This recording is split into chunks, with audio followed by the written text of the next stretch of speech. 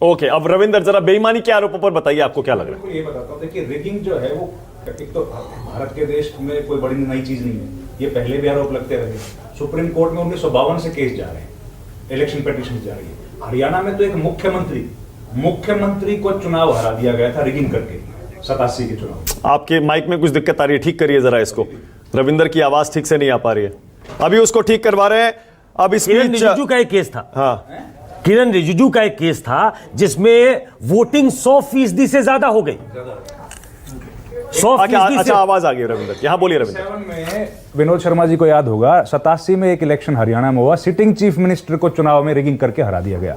5 साल बाद उसका फैसला आया, सीएम को जो कैंडिडेट था उसको अनसीट किया गया और चीफ मिनिस्टर जो थे उनको डिक्लेयर किया गया विनर। तो ये रिगिंग तो हरियाणा में कई बार हुई है, लेकिन इस तरह के आरोप ये वाकई हैरतअंगेज आरोप हैं और सब्सटेंटिएट नहीं किया गया, ये भी वाकई में एक बहुत ही बड़ी बात है।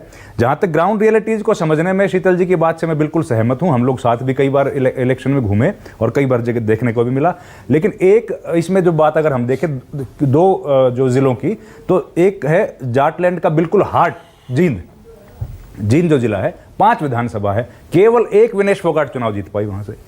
5 विधानसभा क्षेत्रों में जाट बाहुल्य है, जींद, जुलाना, नरवाना, उचाना और सफीदों, केवल एक जीत पाई है, बाकी चारों सीटें हार गई। वही पोजीशन बनी हिसार में, 6 में से 4 हार गई, 2 जीत पाई है। ये बिल्कुल कोर हार्टलैंड है जाटलैंड।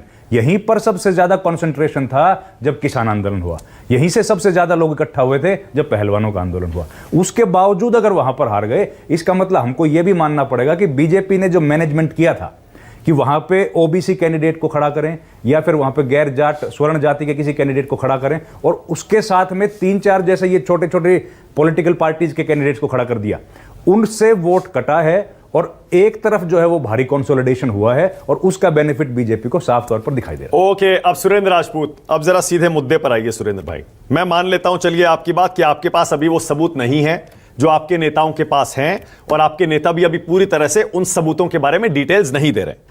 चलिए मान लेते हैं 1-2 दिन हमको इंतजार करना है, कर लेंगे, कोई दिक्कत नहीं है। मुझे ये बताइए, आरोप सीधा सीधा आज ये लगेगा, आज के दिन सुरेंद्र राजपूत, कि ऐसे में जब नरेंद्र मोदी का ग्राफ लोकसभा चुनाव में गिरता हुआ दिखा, 243 सीटों पर वो आ गए, 243, आपने उसका जश्न मनाया, आपने कहा नरेंद्र मोदी डूबता हुआ सूरज है, ये आप भी कहते थे लगातार मेरे साथ। नरेंद्र मोदी के डूबते हुए सूरज के बाद एक बार फिर से हरियाणा में उनका उगता हुआ सूरज आप स्वीकार नहीं कर पा रहे, क्योंकि एक बार अगर दोबारा से नरेंद्र मोदी का सूरज उगने लगा तो महाराष्ट्र, झारखंड, बिहार, दिल्ली और कांग्रेस पार्टी का यहां सब जगह